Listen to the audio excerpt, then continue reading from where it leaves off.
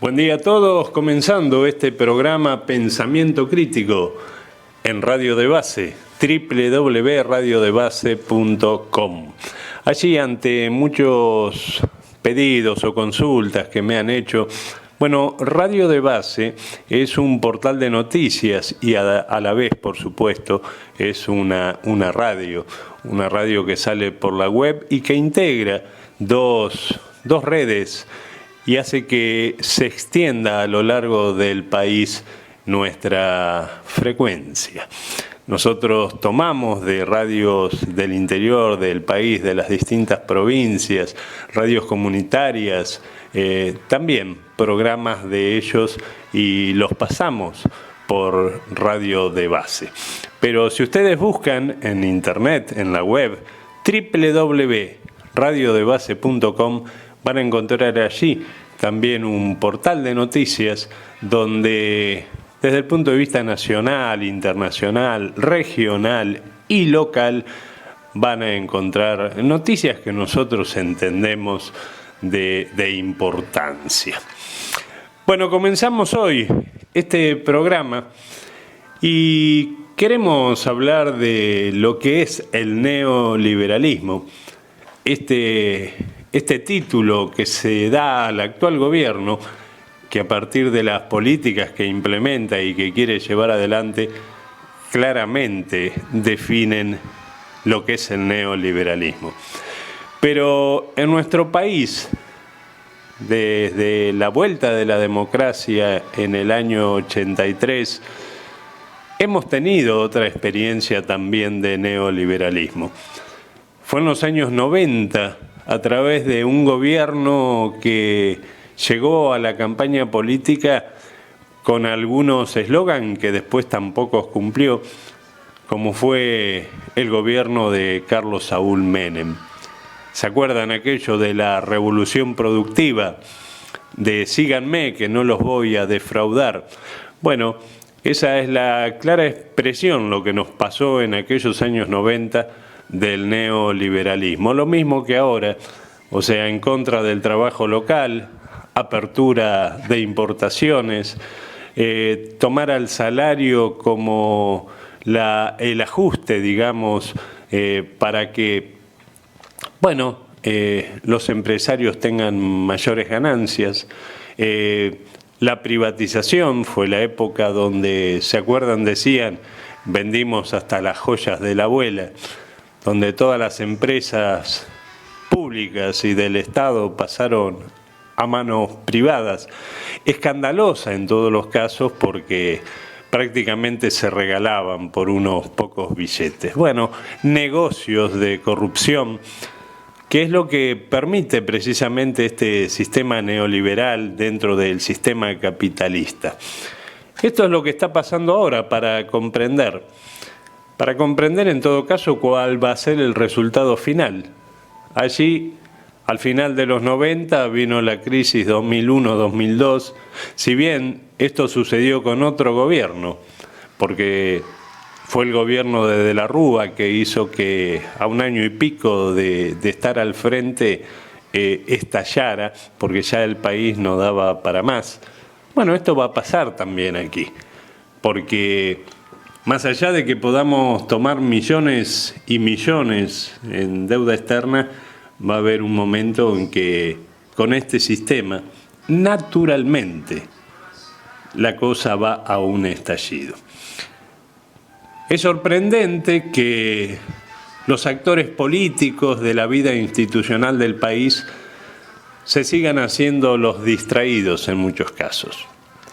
Pero bueno, a veces las comparaciones sirven para poder comprender. Y entre esas comparaciones, mañana, por ejemplo, está llamado el primer paro nacional y general, con la diferencia que mañana es sin movilización, al menos conformada ese llamado a movilización desde la CGT, la Central de Trabajadores en la Argentina. Es un paro pasivo, es un paro dominguero, dicen algunos. Pero bueno, ya costó mucho arrancar la decisión de que se llame a un paro nacional por este triunvirato de la CGT que intenta más apaciguar las cosas que confrontar, no por una cuestión política. Seguramente habrá muchos intereses económicos y muchas cosas que a lo mejor tienen miedo que el gobierno saque a relucir. Días pasados, en la Casa de Gobierno, el presidente le dijo allí a algunos representantes sindicales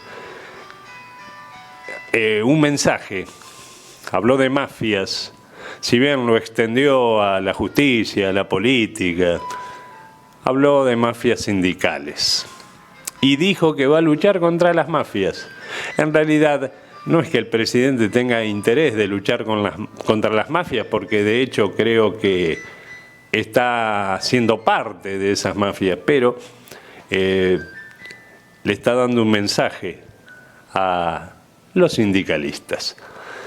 Bueno, esa pelea de ellos, esos mensajes de ellos, es cuestión de ellos.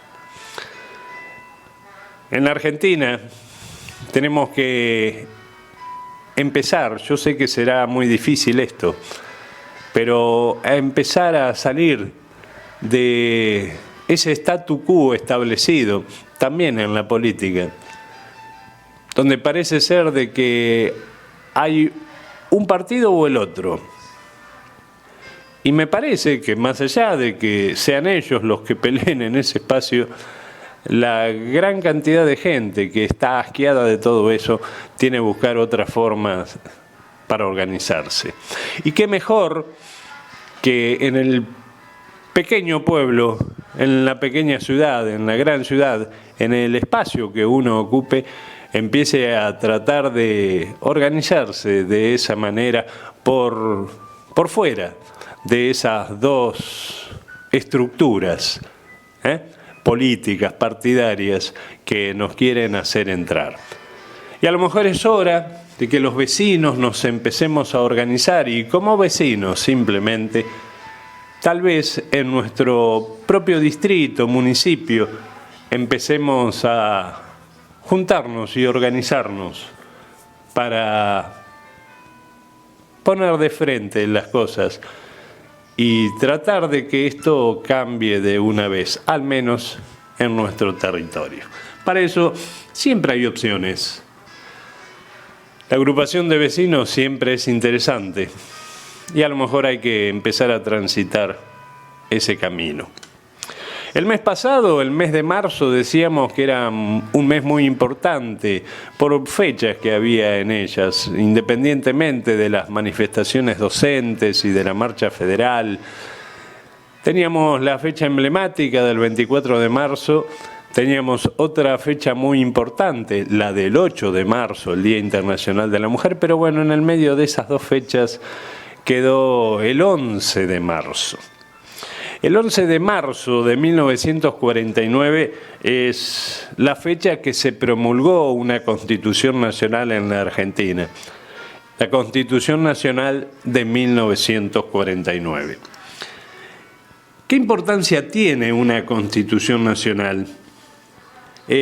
Hans Kelsen expresaba que la Constitución es la más elevada expresión jurídica del equilibrio de las fuerzas políticas en el momento considerado. O Aristóteles, que decía que la Constitución es la ordenación de los poderes gubernativos de una comunidad política, de cómo están distribuidas las funciones de tales poderes, de cuál es el sector social dominante en la comunidad política y de cuál es el fin asignado a la comunidad por ese sector social dominante en que se funda, para explicar que para conocer nuestra Constitución Nacional resulta indispensable conocer primero qué sector social predominó en la etapa constituyente, qué finalidades perseguía con tal predominio y qué sector social lucha por conseguir el predominio. De esto se trata una Constitución. Y la Constitución siempre tiene por finalidad efectuar la justicia, lo que es decir, el bienestar del pueblo. Acá hay dos términos, justicia y bienestar del pueblo, desde el orden jurídico, fundamentales para una sociedad justa. En esto nosotros queremos recordar aquella Constitución de 1949, a las cuales creemos nosotros que hay que volver a releer, y en una nueva Constitución que debemos plantearnos, tenemos que tomar de ella muchos conceptos. Pero una Constitución nacional que se dejó en el olvido, que no se enseña en los claustros académicos, que no se enseña en las escuelas. Una Constitución nacional que fue derogada por un bando militar, y la Suprema Corte de Justicia de ese entonces miró para otro lado, no dijo nada. Esa Constitución de 1949, que vino a reformarla de 1853-1860, ese periodo donde parece ser que la Argentina se conformó como una república federal. ¿Se acuerdan? La gran lucha entre unitarios y federales, y el interior y la capital, o el interior y el puerto, porque en definitiva por lo que se peleó es por el puerto. Cuando vemos el mapa de la Argentina en cuanto a cómo fue trazado ese pilar básico que fueron los ferrocarriles, nos damos cuenta, porque eso que hicieron los ingleses originalmente, las vías vienen todas al puerto de Buenos Aires. Ese era un poco el concepto que se tenía y que se sigue teniendo en muchos casos. No van a encontrar en la Argentina, salvo 2 o 3 excepciones, ferrocarriles que atraviesen longitudinalmente a nuestro país. Todo viene al puerto de Buenos Aires porque esa era la idea. Este gran país tomado como fuente de artículos primarios para alimentar a las Europas, a los poderosos de afuera. Por eso esa Constitución, la de 1949, tenía planteamientos muy profundos, por lo cual seguramente al gran poder no le interesaba que siguiese.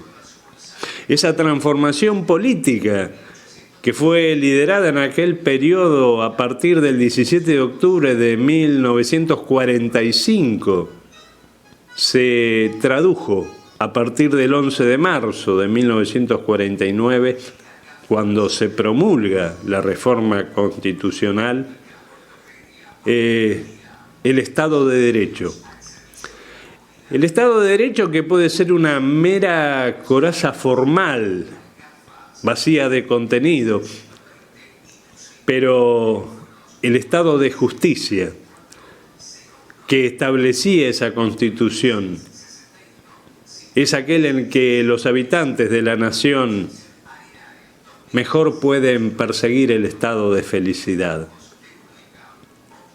La ley como conquista social justa, plasmada por escrito en una Constitución nacional. El contenido y la orientación de aquella Constitución tiene basamentos muy importantes. Uno de ellos es la asignación a todos los bienes de producción de la función primordial de obtener el bienestar del pueblo, es decir, la puesta en valor de la función social de la propiedad, la gratuidad de la enseñanza como herramienta para su universalización, acompañada por una herramienta adicional, las becas. El Estado como soporte de la educación y otorgando becas para que se pueda estudiar a aquellos que no tenían posibilidades de hacerlo. La orientación de esa educación a fin de que mejor sirva al desarrollo socialmente justo de la economía nacional. Y además se le otorgó un lugar protagónico a los derechos de segunda generación, los derechos sociales. Aquella Constitución Contó con títulos dedicados al tratamiento de los derechos del trabajador, de la familia, de la ancianidad y de la educación y la cultura, y un capítulo dedicado a la función social de la propiedad, el capital y la actividad económica, que rezaba en su primera parte la siguiente frase: la organización de la riqueza y su explotación tienen por fin el bienestar del pueblo, dentro de un orden económico conforme a los principios de la justicia social. Aquella Constitución gestada en el seno de la Revolución Fusiladora, aquella que nosotros decimos la que derogó la Constitución del 49, solo puso en función de los derechos sociales el artículo 14 bis. La Constitución de 1949 deja plasmada, sin duda, la concepción de don Arturo Sampay, que fue uno de los hombres que trabajó muchísimo en aquella Constitución del 49. Ese trabajador de la justicia y del derecho. La Constitución de 1949 era una constitución parecida al pueblo de cuya autodeterminación soberana nació. Del mismo modo que Arturo Sampay fue un pensador emanado de ese mismo pueblo que lo forjó. Por eso, también en esto de la historia y de romper este discurso que nos dicen, no miremos al pasado, no, hay que mirar al pasado, claro. Es lo único que tenemos como conocimiento, las cosas que nos han pasado. Las que nos van a pasar no las conocemos, seguramente. Sabiendo las cosas del pasado, vamos a tener muchas más posibilidades de las que vienen por delante. Las que tenemos que hacer sean las correctas. No se dejen atrapar en aquel discurso de que no hay que mirar para atrás, que solo hay que mirar para adelante, porque nos vamos a volver a chocar con las mismas piedras que nos chocamos antes. Queríamos recordar hoy, en Pensamiento Crítico, este día tan particular y esta Constitución tan especial, que fue promulgada un 11 de marzo de 1949.